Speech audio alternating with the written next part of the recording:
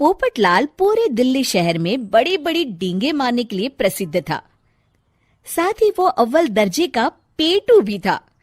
उसकी इस आदत के चलते कोई भी आदमी उसे अपने घर भोज पर नहीं बुलाता था।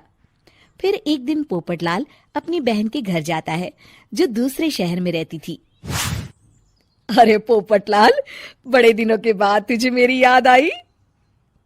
माय डियर बहना, तू तो जानती है मैं अपने कारोबार में कितना व्यस्त रहता हूँ। हाँ, तेरी बात भी सही है। अब आया है तो कुछ दिन ठहर के जाना। अरे दीदी, ये भी कोई कहने की बात है। श्यामा देवी पोपटलाल को रहने के लिए एक कमरा दे देती है। अगली सुबह पोपटलाल जोर जोर से गरारे करना शुरू कर देता है। नकुल की पत्नी नींद से जाग जाती है और घबराकर अपने पति नकुल को जगाती है। अरे उठिए, लगता है हमारे घर में कोई जानवर घुस आया है। कैसी अजीब अजीब आवाजें निकाल रहा है, मुझे तो बड़ा डर लग रहा है। अरे कोई जानवर नहीं है भाग्यवान, पोपटलाल मामा जी हैं, अपना गला साफ कर रहे हैं। इतनी सुबह सुबह? अभी तो सिर्फ 4 बजे हैं। मामा जी इसी तरह से जल्दी उठ जाते हैं। अच्छा, ठीक है। नकुल की पत्नी जैसे ही सोने लगती है और जल्दी नाश्ता भी करते हैं। क्या मतलब? मुझे अभी उठ के उनके लिए चाय नाश्ता बनाना पड़ेगा? हाँ। अरे मर गई रे, अब मेरा क्या होगा? फिर थोड़ी देर के बाद नकुल की पत्नी मामा जी के लिए चाय नाश्ता बनाने में जुट जाती है। अरे भाई वाह, बड़ी अच्छी खुशबू आ रही है। बहू, जो भी बना रही हो फटाफट ले आओ, जोरों की भूख लगी है। हाँ मामा जी, अभी लाती हूँ। देखते ही देखते पोपटलाल सारा नाश्ता चट कर जाता है। बहू, कल से पराठे में देसी घी ज्यादा डालना, आज कुछ मजा नहीं आया। हे भगवान, इसका नाम तो पेटू लाल होना चाहिए था। पूरे 10 लोगों का नाश्ता अकेले हजम करने के बाद भी इन्हें मजा नहीं आया। इस तरह रोज पोपटलाल सुबह सुबह घर के सभी लोगों को नींद से बेवक्त जगा देता था और हमेशा खाने की उल्टी सीधी फरमाइश करते रहता था। देखते ही देखते गुप्ता परिवार की दिनचर्या अस्त व्यस्त हो जाती है। अरे भाई, खाने का असली मजा तो इस घर में है। अरे माँ, ये पोपटलाल मामा यहाँ और कितने दिन रुकेंगे? ये अकेले इतना खाना खा जाते हैं कि आज राशन वाला मुझसे पूछ रहा था कि अरे भाई, क्या आप लोगों ने घर में हाथी पाल लिया है? अरे बेटा, अब घर के मेहमान को कोई सीधे मुंह कैसे निकाल सकता है? माँ जी, अब बर्दाश्त की इंतहा हो गई है। मैं अकेले इतना काम नहीं कर सकती। आखिर मैं भी इंसान हूँ। मैं कल ही अपने मायके चली जाऊंगी। अरे भाग्यवान, हम सबको मुसीबत में अकेला छोड़कर तुम कहाँ जा रही हो? जरा सब्र करो, मैं कुछ सोचता हूँ। अगले दिन एक डॉक्टर साहब उस घर में आते हैं। अरे नकुल बेटा, ये डॉक्टर यहाँ क्यों आया है? अरे मामा जी, माँ की तबीयत बहुत खराब है। तबीयत तो खराब होगी ही, तुम लोग उल्टा सीधा खाना जो खाते रहते हो। देखो नकुल, मैं तुम्हारा फैमिली डॉक्टर हूं, इसलिए आज से मैं जो कहूंगा तुम सबको वही खाना रोज खाना पड़ेगा। आजकल कितनी बीमारियां फैल रही हैं, पता भी है तुम्हें? आज से तुम सब सिर्फ सलाद और करेले का जूस पियोगे, समझे? डॉक्टर अंकल, आप ठीक कहते हैं। पोपटलाल घबरा के, अरे क्या खाक ठीक है भांजे? ये डॉक्टर सीधे सीधे हमें घास फूस खाने के लिए कह रहा है। अरे मैं कहता हूँ भगा इस डॉक्टर के बच्चे को यहाँ से।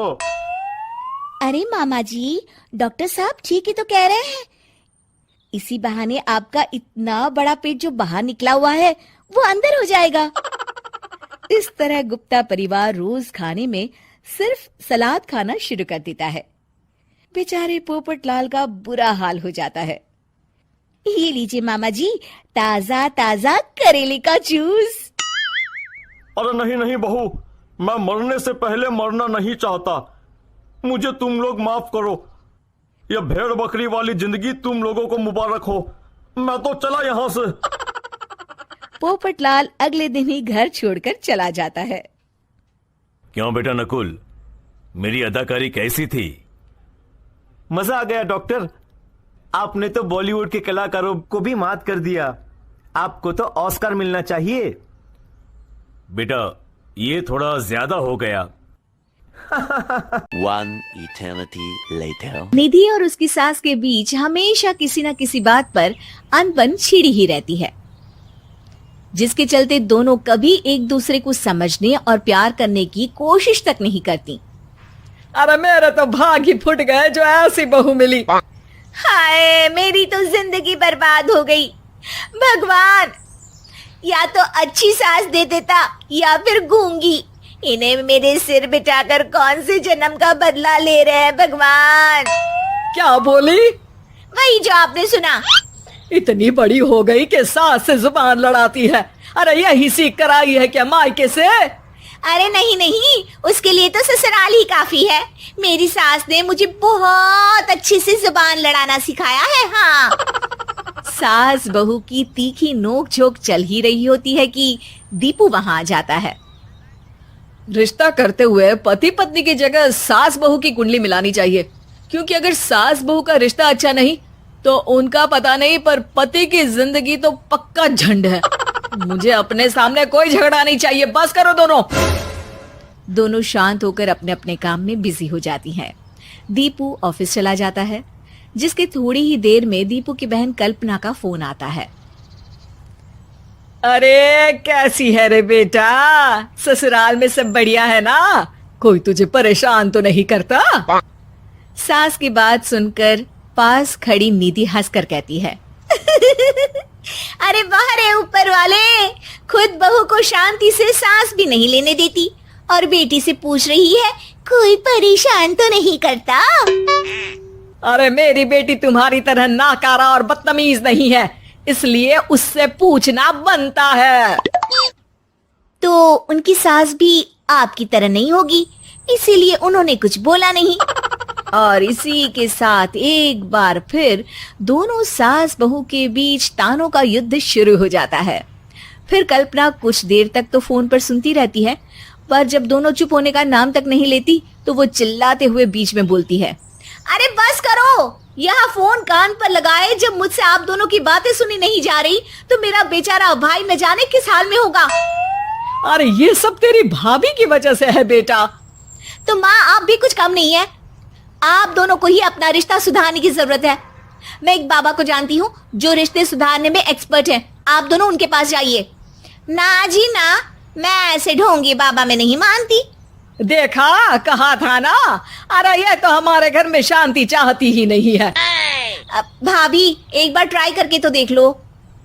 इस पर निधि मान जाती है और अगले ही दिन दीपू के ऑफिस जाने के बाद दोनों बाबा के पास पहुंच जाती हैं। सास बहू के बीच रिश्ता कुछ ज्यादा खास नहीं है। हर समय तू मैं चलती रहती है।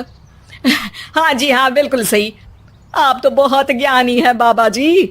तो उपाय सुनो, बहू को साफ और सच्चे मन के साथ सास को 12 लाल और 12 हरी चूड़ियां भेंट करनी है। मतभेद अपने आप कम हो जाएंगे।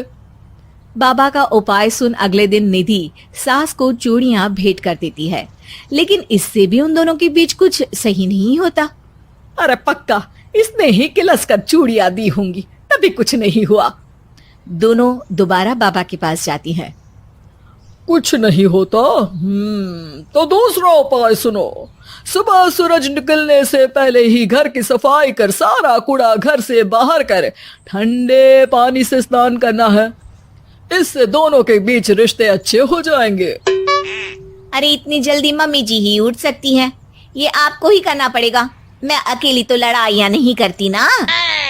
बाबा का उपाय मानते हुए अगली सुबह से सास जल्दी उठ सूरज निकलने से पहले घर की सफाई कर ठंडे पानी से नहाने लगती है।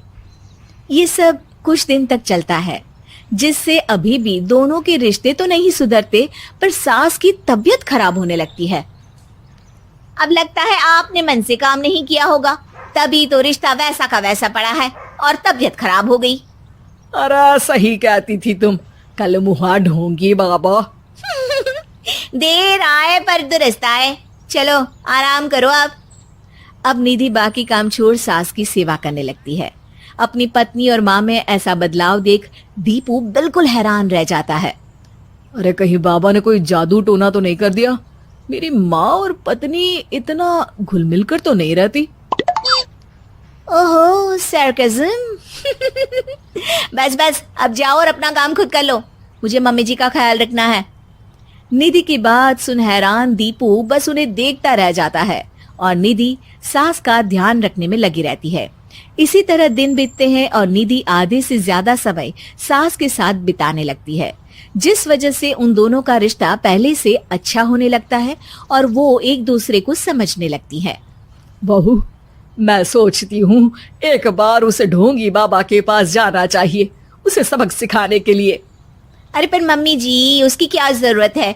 हमारे घर में सब ठीक है, फिर वो कुछ भी करे, हमें उससे क्या। दोनों के बीच ये बात हो ही रही होती है कि तभी बाबा कल्पना के साथ उनके घर आ जाते हैं। माँ, बाबा आप दोनों से मिलना चाहते थे, इसलिए मैं उन्हें यहाँ ले आई। अरे पर हमें इस ढोंगी बाबा से नहीं मिलना। हाँ, मेरी बहू बिल्कुल सही कह रही है। जो कुछ समय पहले एक दूसरे को मारने को चलती थी, आज एक ही लय में बात कर रही है। आपको अपने रिश्ते के लिए किसी बाबा के नहीं, अपने आप की जरूरत होती है। रिश्ता सुधारने के लिए जरूरी है कि सास बहू को अपनी बेटी और बहू सास को अपनी माँ जैसा समझे और प्यार दे। उपाय तो बस एक तरीका है लोगों को समझाने का, कि असली उपाय उनके पास ही है। आपको